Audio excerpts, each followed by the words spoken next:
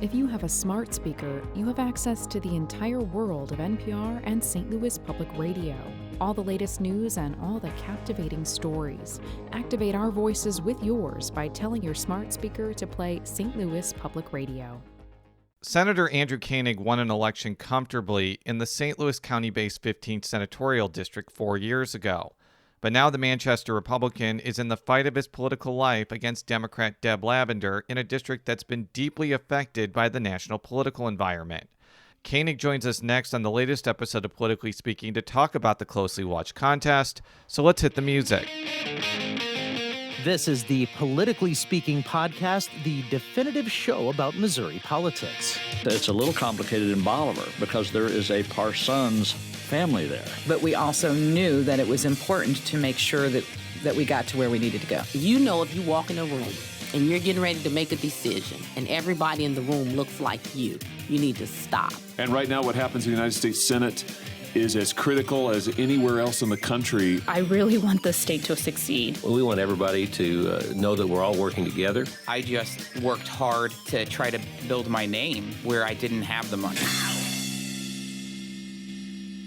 And welcome to Politically Speaking. I'm your host, St. Louis Public Radio political correspondent Jason Rosenbaum. I'm out here in beautiful and majestic Ballwin, Missouri with our special guest today, State Senator Andrew Koenig. He is the Republican nominee in the hotly contested 15th District Senate race, which takes in Ballwin, of course, also parts of... Old State Road is as far west as it goes, and then it goes east all the way till you get Glendale, so it takes in parts of Kirkwood, DePere, Manchester, Ballwin, Ellisville, Fenton, south until you hit Jefferson County and Highway 55. And you're running against Democrat Deb Lavender. We had her on the show, so people can listen to her and you and get the full sense of who these candidates are. When we were on this show in 2019, it kind of alluded to the fact that I kind of thought that this race was going to be much more competitive than 2016. It obviously has come true. I agree with that. I do think it's definitely more competitive than it was 4 years ago. A lot of that is probably because of the national narrative. What is the national narrative for our listeners that may not understand? Well, I mean, probably what's going on with Trump. And some of his tweets and some of his style is probably not very favorable to this part of the state. Why should people reelect you? Like, why should you get another 4 years in the Missouri Senate? Sure, I've done. First of all, I've been very effective at getting things done.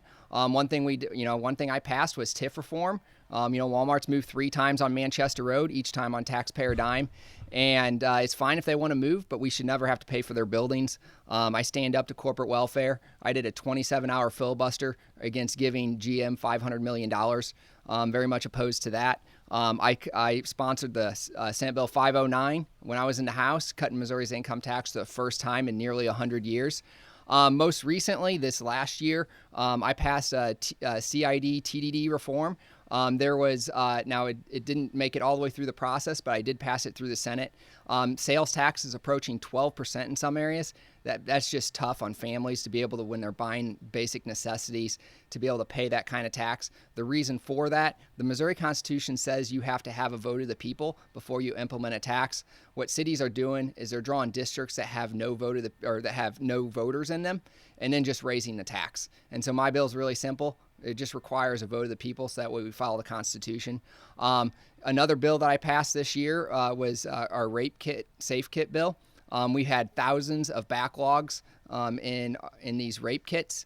And so what my bill does is sets up a central repository, so that way the evidence can be collected for 30 years. It's very important that some of these heinous crimes get prosecuted.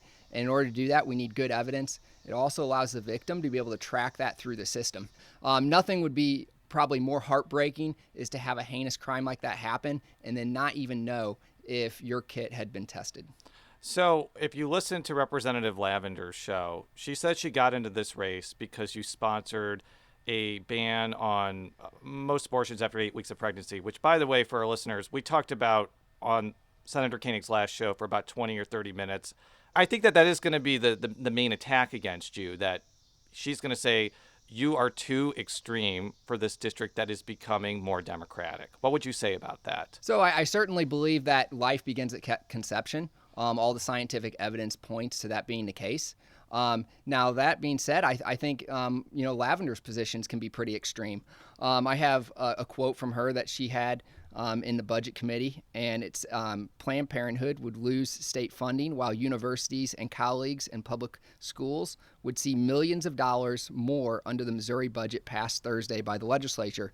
This going back to 2016. So she wants public money going to fund abortions, and that takes money away from our schools. This was a budget that increased our education budget, and she thought it was more important to talk about getting money to Planned Parenthood than getting money to our schools. I haven't talked to her about that, but would it be for abortion services, or would it be for like other non-abortion services? Well, if it was for women's health care is very important. I have no problem with getting money to those. But anytime you start give money to an organization where if you look at what Planned Parenthood is about, they're about performing abortions. We have other health clinics that perform all the women's health care, and so if you want to talk about women's health, we need to offer those dollars to organizations that are complete in providing women's health. Let's talk about the COVID-19 pandemic, because I think that that's probably on the minds of many voters, both Republicans and Democrats. You're obviously not the governor of this state, and the governor has been responsible for formulating the COVID-19 policy. I'll ask a similar question to what I asked Representative Lavender. Is there anything that you would do noticeably different than Governor Parson? Well, one thing I do think that Governor Parson has done that was good is not have a statewide mask mandate. And the reason why is partly because each part of the state is different. We're in St. Louis County, where we have high concentrations of people. We have rural counties that have less than 30,000 people. And so I do support wearing masks. I think they are good, help spread of COVID-19. The best way to get people to wear masks, I think, is education. I think people should be respectful. And when they're in closer proximity, people should wear masks. But if you have a mask mandate, I do have some concern of how you would enforce that. Are we advocating maybe ticketing people or putting people in jail? Right now we have, in the city of St. Louis, we have a circuit attorney who is really not prosecuting a lot of crimes.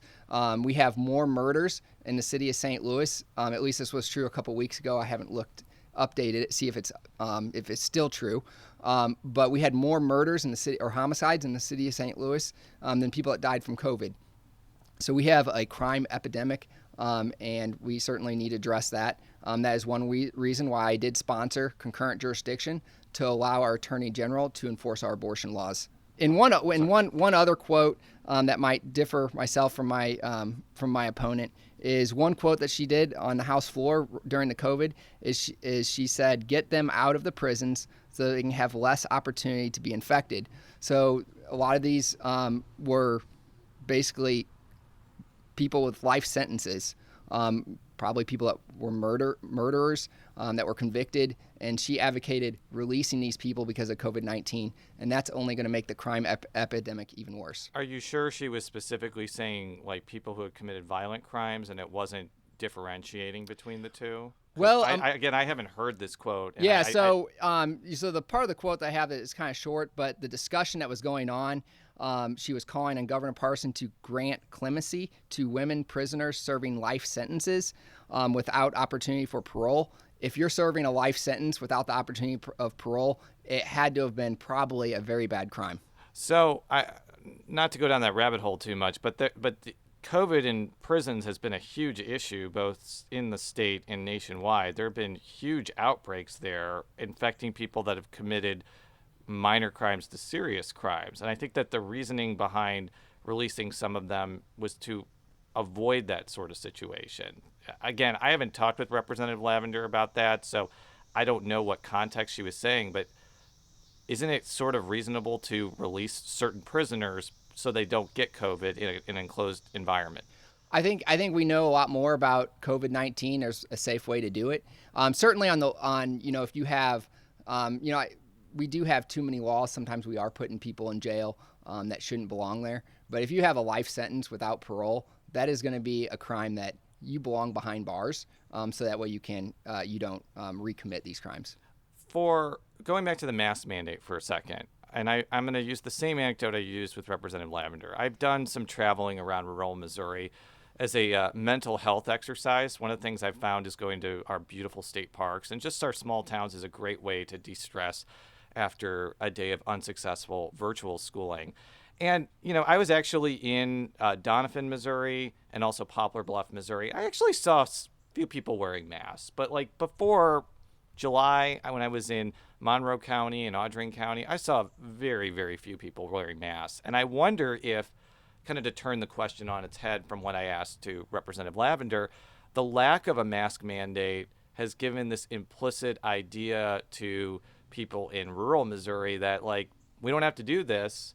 And now there's a lot of outbreaks in rural Missouri, and a lot of people are getting COVID. So isn't there's some benefit of having a mask mandate in that it would send a message to people all across the state that you should do this, and it may be beneficial in that respect?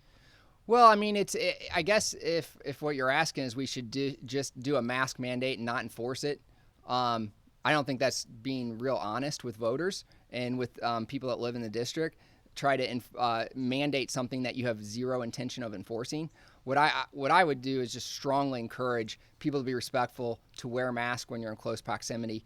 Now, if you're in a state park and you're with your spouse and you're 100 feet from the closest soul, you probably don't need to wear a mask. I was not wearing a mask yesterday at Sam A. Baker Park because I was literally the only person there. Just for full disclosure, there are places where I have not worn masks in public because I'm the only person by myself. But I guess what I'm trying to ask is the lack of a mask mandate may be actually causing the state to have big numbers. Basically, I think what we've seen is we've seen the virus spread from one person throughout the whole entire world. I do think wearing masks helps. It's not going to stop the virus. It's still going to spread even with a mask mandate. Is there anything else about the response that you would change? Obviously, there was a lot of money from the federal government that went through the state. One thing that I do think is important is testing, especially when it comes to people that are vulnerable or just for yourself. If you're trying to interact with people, you want to make sure you're not spreading it. And one of the best ways to do that is to make sure you get tested. And I feel like the tests should be more readily available than they are. I've been tested twice just to make sure that I didn't have it, and I was able to get it done. But I wish it would have been easier and more readily available, so that way people can test on a regular basis. Now let's go back to crime for a second, because you mentioned that you sponsored concurrent jurisdiction for abortion clinics, but you were also the sponsor of concurrent jurisdiction for the circuit attorney situation too. Can you explain what that was for our listeners who may not have understood that? Sure.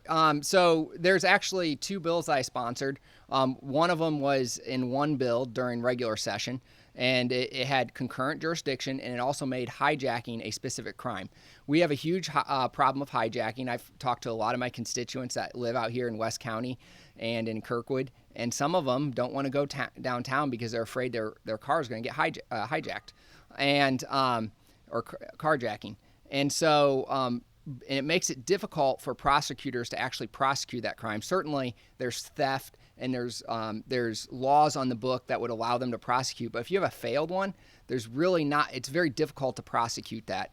And so by making a specific crime of carjacking, then that would make it much easier for prosecutors to be able to prosecute that crime. The second piece was a concurrent jurisdiction. We have a huge homicide problem in the city of St. Louis. Centene has said that they might leave the state or set up a second headquarters specifically because of the crime epidemic in the city of St. Louis. And although we're a little bit limited on what we can do with the circuit attorney's office, one thing we can do is allow our attorney general to prosecute murders in this state. And I think we should be able to all agree that if our attorney general can put people behind bars who committed homicides, then that would be a good thing. So obviously you have heard the criticism of that idea, not only from Democrats, but from the Prosecutors Association. And I think specifically with Circuit Attorney Gardner, regardless of what you think of her, because there are a lot of people that dislike her and her policies, she just basically got reelected 60-40. Some would argue that the Republican criticism of the McCloskey incident or stuff like this actually probably helped her get reelected because St. Louis is like 90% Democratic. What do you make of the argument that you really shouldn't do this because this should be a local issue and it should be up for St. Louis City people to decide like how their circuit attorney operates? Well, certainly, we're not really taking that power away. We're just adding homicides to that, which is very limited. It's arguably one of the worst crimes that someone commit, and those people need to be put behind bars. And with that deterrent, there's a good chance that it will help cause the homicide rate to go down. And we need all hands on deck approach. Actually, the feds have been getting more involved. They've been prosecuting these crimes. I don't think anybody's advocating that somehow the feds are taking away local control by prosecuting these crimes. I haven't heard anybody say that. So I think it's certainly appropriate to at least give our Attorney General the concurrent jurisdiction to prosecute these crimes, and we can see how it goes. We can put a sunset on this, see after 2 years if it was effective or not. I think that would be a good approach. Are you also going to expand that to St. Louis County or Kansas City or other places? Why just St. Louis, basically? I actually wouldn't have a problem if I don't agree that we should open it up to all crimes. Obviously, I'm just talking about jurisdictions. Well, let's just keep it at murder for a second. Why shouldn't it be for every county in the state, basically? Why do we need to just target the city, basically? I actually wouldn't have a problem with that. You kind of alluded to this before. Why is crime an issue in a largely suburban district that doesn't have high crime rates? Sure. I think what you have, people in my district, they travel downtown. And so they, some people in my district are afraid maybe they shouldn't travel downtown. That's bad for our region if people aren't wanting to go to certain parts of the state or certain parts of the metropolitan area. So that's one reason. Also, the reason I think why it's come to the forefront is you have one party that has completely abandoned law and order. I thought as Americans that we would all agree that burning buildings down is something that is a bad thing, that we can all agree that is a bad thing. And what you've seen in Portland and in Seattle, you've seen Democrat mayors and leaders just completely abandon law and order, refuse to enforce the law, and has allowed lawlessness to take over their city. And I think some people in my district are fearful that might come to St. Louis and it could spread if we don't put an end to it.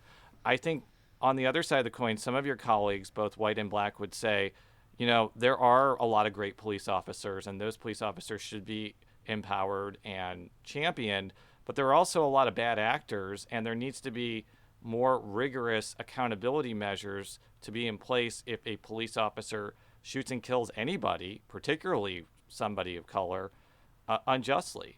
Like, what would you think of, like, not only doing things to protect the police, but also provide sort of checks and balances in case they do something wrong? Like, what's your mindset on that? I mean, I'm always going to support, if there's a police officer that's doing something that they shouldn't be, then they should be held to the full extent of the law. There was a case where there was a police officer that shot someone and planted the gun on the victim, and that person did get convicted of homicide, and he did I believe he went to jail, probably for a long time, and that should happen. Now, but what I think a lot of these cases, there's literally millions and millions of interactions between police and citizens every single day. And this notion that police are targeting black people, I think is completely false. I've adopted 2 black children, and I have no fear if they're doing what they're supposed to be doing. They're not going to have any problems with the police. And I would tell this to my white children and my black children. Respect the police. If you obey their orders, you're not going to have any problems. I think what a lot of people would also say is not just an issue about police when it comes to the black community in Missouri. It's also about, a centuries of discrimination in economics and education and all that sort of thing. What would you do to kind of break down the systemic racism around those particular ideas? So, I mean, we certainly have huge problems in our education system. Now, it's not due to money. If you look at St. Louis Public Schools, they get, I believe they're either the 3rd or 4th highest funded schools in the state. And so this notion that they're not getting money and that's why they're bad, I reject that notion. Sure, every school could use a little bit more money. But plus, I think that SLPS needs more special education money. Sure. I think that's pretty much agreed by everybody. And Right. Not to toot my own horn, since I've been very loud on that issue, but I mean, special education is something that's really important. It's higher cost to educate people with special needs. And but one thing I would do is provide another option. If parents in the inner cities don't like their schools, they should have a choice to go to a different school, and the state should pay for it. That if you want equality, you have even Illinois, a very liberal state. You have in D.C., a very liberal area. These parents have these other options, but in the state of Missouri, we don't. We'll be right back after this short break with State Senator Andrew Koenig.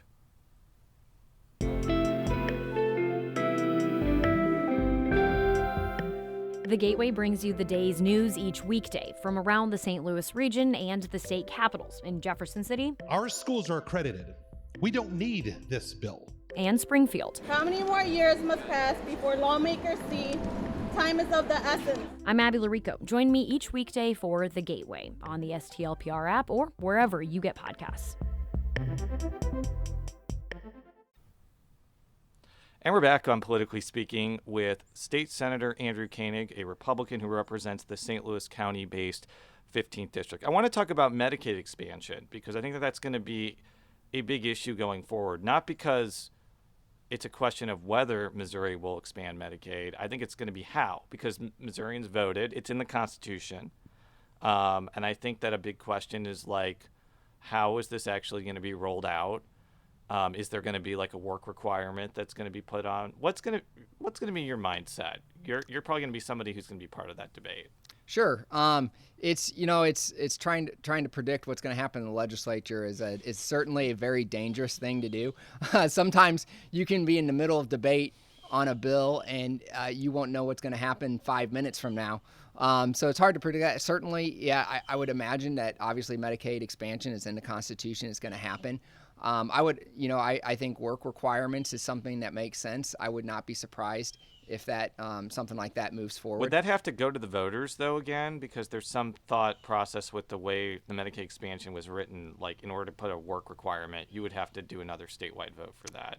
I'm not totally sure if that's the case or not. Yeah. I would have to go back. I would have to look at it more closely. Certainly, if you did put a work requirement, that's not saying that you're not going to expand.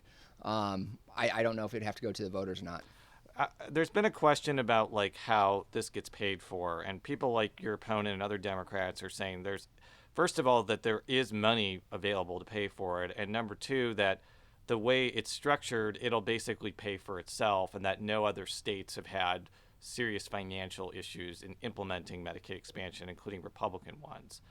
Do you share that? I assume that you don't think that way, but I want you to explain yourself. I mean, other states like Arkansas, it did cost them money to implement it, and I would imagine that there are a number of states where it did cost them something. In the neighborhood of maybe in Missouri, probably around $100 million, and that money certainly has to come from somewhere. Now, our state general revenue budget is approaching $10 billion. Of course, with COVID-19, it could be substantially less. Might be 9.7 billion right. or something, but continue. Sure. So yeah, I mean, that money will have to come from somewhere. And during the budget process, that we pass a budget bill and those decisions are made. One area where I certainly may differ from my opponent is when it comes to corporate welfare, spending on stadiums. That's something I'm very much against. Like I said, I did a 27-hour filibuster against giving GM $500 million. We currently are paying millions of dollars for the Rams, and they're not even here. So certainly, hopefully, maybe we cut some of that money out. I'm not a big fan of paying money for stadiums. I actually, believe it or not, covered that fiasco very closely, and I think the issue is that the state has to pay the stadium because there's a bonding requirement. Yep. It's going to be gone in about 2 or 3 years. I think 2024 maybe. We're getting close. Yeah, we're getting close. Don't quote me on that. Trust me, and I've said this on Twitter, a great settlement that Stan Kroenke could do is to pay off the rest of those bonds and pay off the entire convention center project as a way of goodwill. I mean, he spent $5 billion on a stadium. I think he can handle $300 million. But yes, I think that's wishful thinking. Right. This is kind of the thing I bring back when people talk about Medicaid expansion and it being too expensive. I feel like there are ways you could pay for it. Like you could, tax vaping products. You could legalize marijuana. You could do Wayfair, which is online sales taxes. You could tax managed care companies. Like, I understand that you're a Republican and you're not a huge fan of tax increases, but isn't it, let's just say it does cost money for some reason, which, Medicaid expansion proponents don't think it will.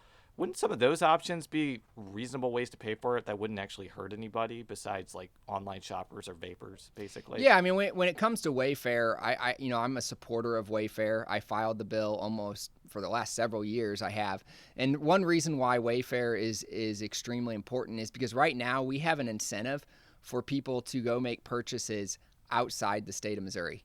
So let's give you a tax break if you purchase from a non-Missouri business. That's the opposite of what you would want. You would never design a system that would do that. I believe 47 states have implemented it. Now, the reason why they've been able to implement it much quicker than Missouri is because their departments of revenue has been able to just implement it without passing a law. Where here in Missouri, we have to actually pass a law. And so because of that, and a lot of states had passed laws prior to the ruling, of the Supreme Court ruling, so they were already set, ready to go, where here in Missouri we had not. So I certainly support. I do think if you want to pass Wayfair through the legislature, you probably need to pass something close to a revenue-neutral bill. When you're dealing with the tax code, there's kind of two discussions: how much should be taxed, and then how you should tax it. And if you start intermingling those, it makes it much more difficult to be able to pass a bill. So I've been an advocate of passing a revenue-neutral bill from the beginning. So let's talk about the campaign a little bit. This has become a very expensive campaign. How much have you raised so far? Like $500,000, $600,000, $700,000 or something like that? I don't know the specific number. I raised over $100,000 in the month of September. Okay, and your opponent has raised, I think, more money than you, actually, if I'm not mistaken. Sure. Right? Yeah. I mean, it's going back to my races. When I ran against Shamed in my first House race. Shamed Dogan, state representative. We talked about this before. They ran against each other in 2008. So, I mean, in that race, I was outspent 4-1. But what we did is we implemented a very strong ground game. We knocked on every door 3 times. Then when I ran against Rick Stream, I was starting from a position that was clearly not a very good position. I was polling at 9% when I started that race, and he was polling almost to 50% in the mid to upper 40s. And so almost every tough race I've been in, I have been outgunned from a money standpoint. But one thing I won't be outgunned on is my ground game and my ability to work. And when you're talking to voters one-on-one, you can throw any kind of number of negative ads against that, and it just won't stick because I've personally talked to people. So I said this on the other show. I think this is a really compelling race for a lot of reasons. First of all, both of you, you are 100% right. You have a sterling reputation of being a very hard worker. Not to reveal private conversation, but I was just talking with former Senator John Loudon about something else, and he was talking about how you were like a machine, basically. He also says hello, by the way. But, I think Democrats would say, well, Representative Lavender ran a bunch of times unsuccessfully for her current House seat, finally won. And now it's at a point where it's so blue, she didn't even have an opponent. She's a hard worker, too. And also, I think the other thing that people find compelling is you have 2 candidates who seem like true believers for their cause. Like, she's a true believer for Democratic causes, and you're a true believer for Republican causes, maybe even to your detriment. How do you win this race? Like, how do you come out on top, basically? Yeah, I mean, when I'm talking, we've knocked on thousands of doors, and we do it safely. We wear a mask, we step back, and I would say most people are very receptive that we're there talking to them. That is something that my opponent is not doing. We've knocked on probably something north of 60,000 doors. When you say she's not doing it, you're saying she's not door knocking. That's correct. What you're saying. Okay, correct. Continue. Yes. From my understanding, is mostly what she's doing is standing at street corners. And to me, that's not really making that connection with voters. So she might be working hard, but I would say let her keep working that way. I don't think it's probably the smartest way to work. We will have we'll have a lot more sign locations than she does. You probably saw some of those driving in. I did. But here's the thing, and this is going to be one of the reasons it's also compelling. I've heard anecdotes from people on Twitter, and granted, Twitter is not always the most accurate source of information, that people have never seen so many Democratic signs in western St. Louis County before. And that's because there is a real backlash against President Trump in places like western and central St. Louis County. And you could run an immaculate campaign. You could hit on every point that everyone is telling you to do. And if Joe Biden gets 65% of the vote in St. Louis County, you lose almost automatically. What do you say to that? Yeah, I mean, it's certainly, I would be shocked if he won 65% in my district. Certainly, I mean all St. Louis County. All of St. Louis County, sure. Yeah, I mean, there's no question that people in St. Louis County don't like the way Trump talks, and that means we do have to fight against that. It's not, I don't support some of the stuff that Trump says. Now, some of his policies I think are very good as far as the tax cuts go, and also his judges. I think his judges have been phenomenal. And so, but we're working hard. We're talking to people. The two issues that I would say most constituents are talking about is that's law and order, and we're on the right side of that issue. I'm the only one endorsed by the Fraternal Order of Police. And then the other issue is taxes. People do not want to be overtaxed. The problem with Missouri is we tax you everywhere. Each tax might not be a real high tax, but it's the totality of all the taxes. You have sales tax approaching 12%. People are upset about property taxes. And so I'm on the right side of that issue. And I think we talked about this very briefly on the last show, but I think another reason why people are going to be paying attention to your race is the 2nd Congressional District race, which is between Ann Wagner and Jill Shoup. Jillions of dollars being spent there. But I think that, I think Jill Shoup wants Deb Lavender to do well, so she does well. And I think Ann Wagner's depending on you to do well, so she does well, because she's going to be a lot more connected, for better or for worse, to Trump than you are, because she's running for federal office. I know you're running your own race, and you're going to say, okay, the 2nd Congressional District race doesn't matter, but how does this race factor into that one, which is getting a lot of attention and a lot of national money, basically? Yeah, I mean, I think it does matter, absolutely. I mean, we're running our own race, and we have our own issues that we're talking about. But yeah, I mean, there's going to be a lot of money spent on that race, and it will have an impact. Well, thank you very much for joining with me today. As I said before, if you want to listen to State Representative Deb Lavender's Politically Speaking episode, it is on STL Public Radio or wherever you find your podcasts. For all of our stories, stlpublicradio.org. Follow me on Twitter at @Rosenbaum. How can people follow you either on Twitter or your campaign website? Or yeah, it's electandrewkoenig.com on Twitter, Koenig for Mo, and you can also find me on Facebook. Thank you very much. Until next time, so long.